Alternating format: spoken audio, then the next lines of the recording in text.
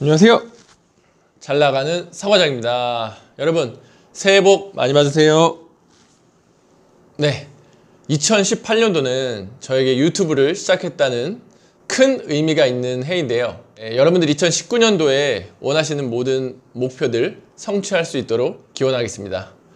이제 오늘 말씀드릴 주제는요, 드디어 그날이 오고 있습니다.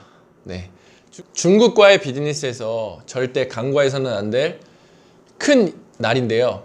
큰 기간이라고 해야 되나요? 네, 우리나라로 구정, 중국에서는 춘절, 네, 영어로는 Chinese New Year인데요. 우리처럼 3, 4일 이렇게 쉬는 게 아니라 거기는 한 달을 쉬어요. 네. 그런데 한 달만 쉬는 게 아니에요. 중국 경제가 성장을 거듭하면서 이 공장들이 일이 많아지고 커지고 하면서 공장에서 일하는 사람이 점점 부족해요. 그래서 이 차이니스 뉴 이어 한 달을 쉬고 그냥 일을 그만둬요. 쭉 더 쉬고 다른 일을 찾습니다. 이게 중국 이 현대 문화인데요. 그래서 춘절이 끝나고도 공장이 정상화되지가 않아요. 공장이 정상화되려면 한 달에서 한 달 반이 걸립니다. 네, 사람 구하러 다니느라 아주 고생들을 해요. 그런데 이게 비즈니스에 왜 중요하냐? 만약에 공동 구매나 여러분들 거래처에 이제 시즌 상품 3월에 미세먼지가 거의 시작되니까 황사 마스크를 예로 들게요. 3월 초에 황사 마스크를 납품하기로 했는데 차이니스 뉴 이어가 걸려버린 거예요. 자기는 한 2달이면 되겠지 해서 1월 중순쯤에 주문을 넣었는데, 자, 한 달 반을 쉬고 그때 일을 하기 때문에 그때 일해서 만들고 보내고 하면 4월 중순에 받아요. 네, 이거 생각 안 하고 낭패 보시는 분들이 엄청 많아요. 그래서 이 문제를 해결하는 가장 좋은 방법은 1월 27일까지 생산을 무조건 끝내놓고 2월 말쯤 춘절이 끝났을 때 바로 한국으로 보내는 방법을 선택해야 됩니다. 네, 그러면은 이 로스를 줄일 수가 있어요. 네, 이거 하나 팁이고요. 네, 또 한 가지 팁을 빼먹을 뻔했는데, 이 프리타임을 이용해서 이 춘절의 리스크를 피해가는 방법이 있어요. 그게 뭐냐면 디머리지 디텐션 비용을 피해가는 방법이에요.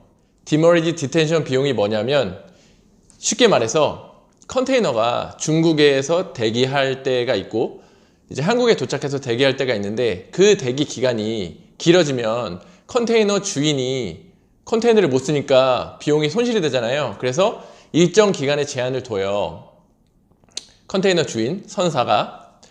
그런데 또 선사에서 지정할 수 있는 게 프리타임이라는 게 있어요. 프리타임. 네, 프리타임이 뭐냐면 디머리지 디텐션 비용을 면제시켜주는 그런 방법인데, 프리타임을 며칠 동안 설정할 수 있는지는 뭐 정해져 있는 게 없어요. 선사 마음인데 그 컨테이너 주인 마음이에요.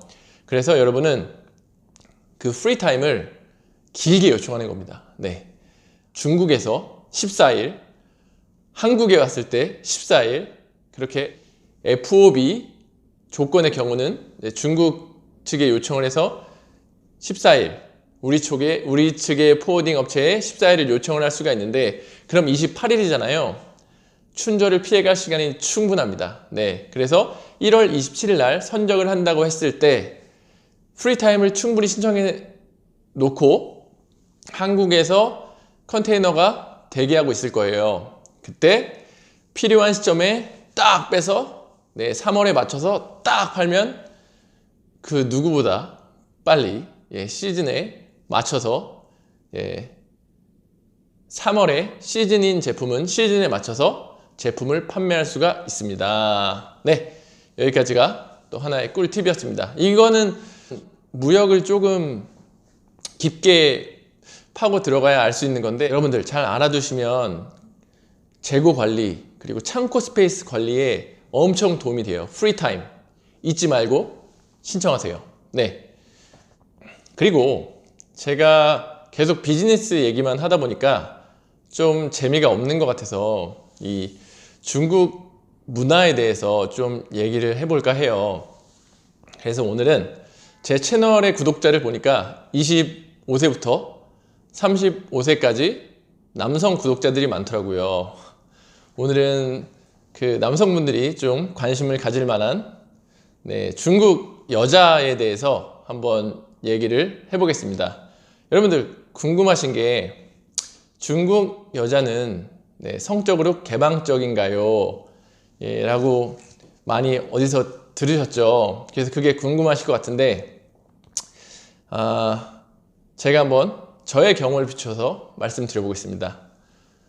제가 미국에 있을 때 그 어학당에 중국인들도 엄청 많았어요. 비율이 중국인 60%, 한국인 30%, 뭐 싱가포르, 사우디아라비아 뭐 그렇게 10%를 차지했는데, 그래서 저는 최대한 한국인들을 피하고 그래도 중국인들이랑 많이 어울렸어요. 그나마 영어를 쓰니까.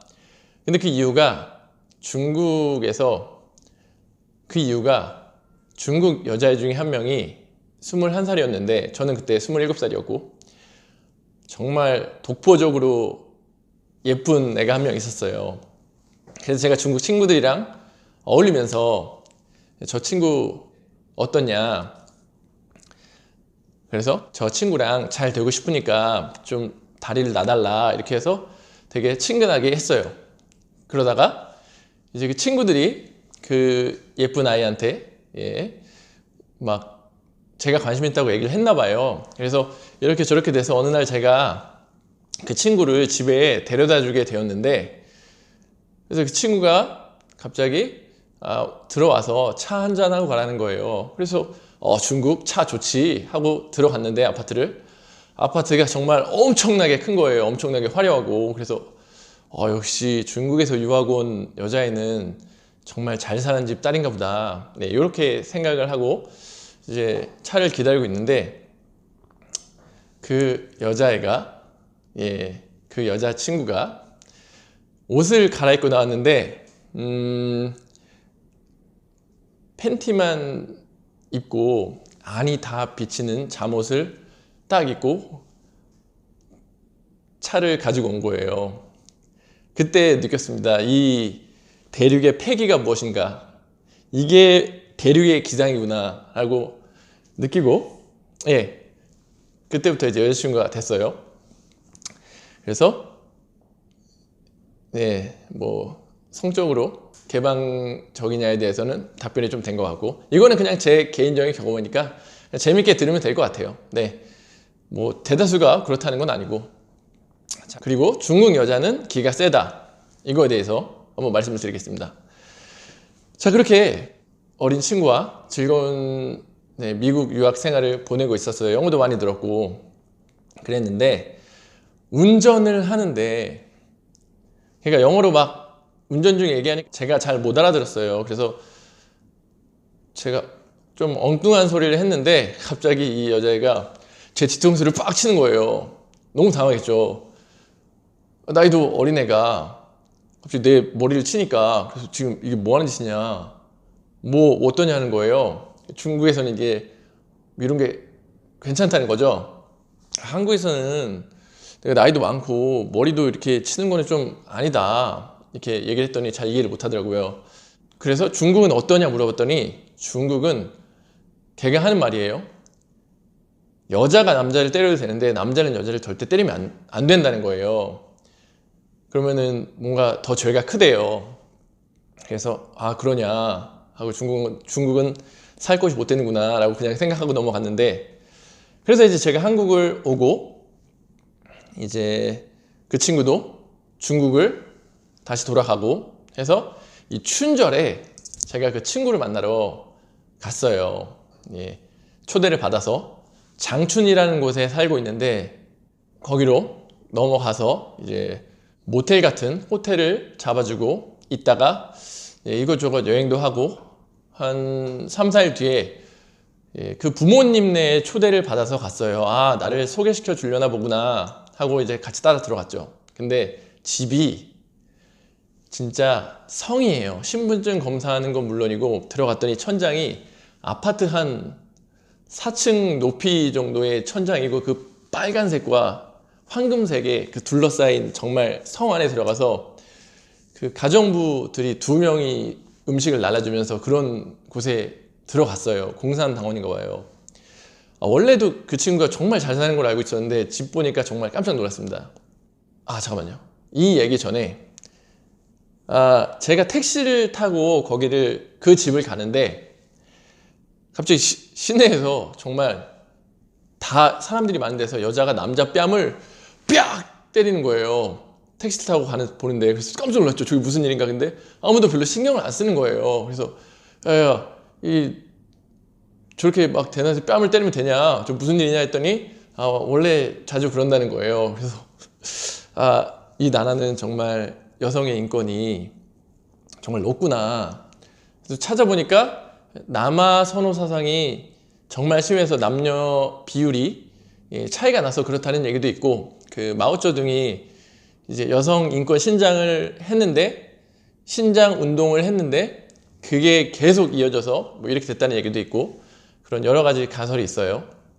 어쨌든 그래서 여성의 특히 한족 그리고 북방계 쪽이 여성의 지위가 높다는 얘기가 있어요. 네. 어쨌든 다시 돌아가서 이제 지부에서 밥을 먹고 있는데 저를 남자친구로 소개를 안 하는 거예요. 네.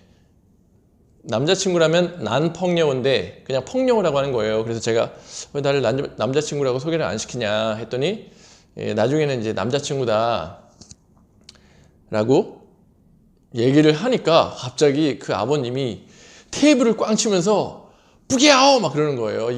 싫다, 안 된다 막 그런 뜻이거든요.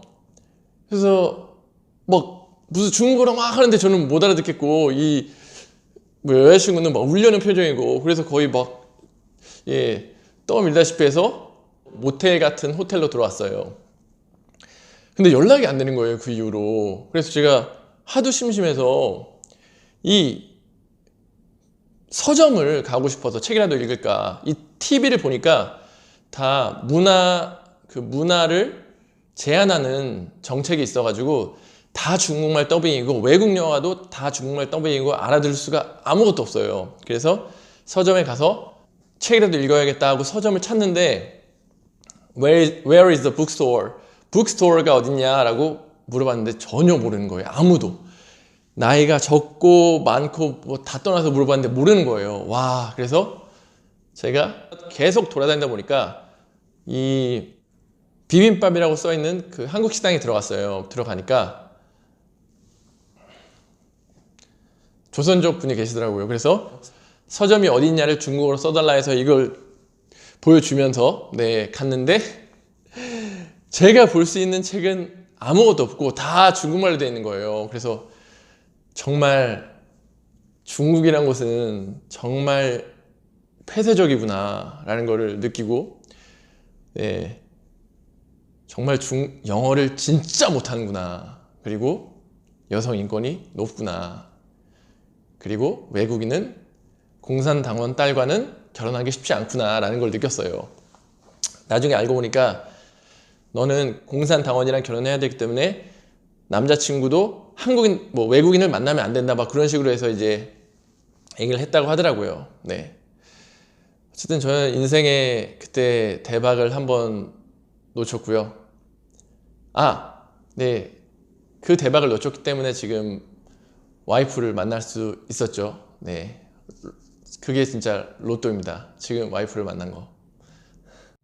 와이프가 제 유튜브 영상을 안 봐요. 그 이유가 악플을 볼까봐 무서워서 못 보겠다는 거예요.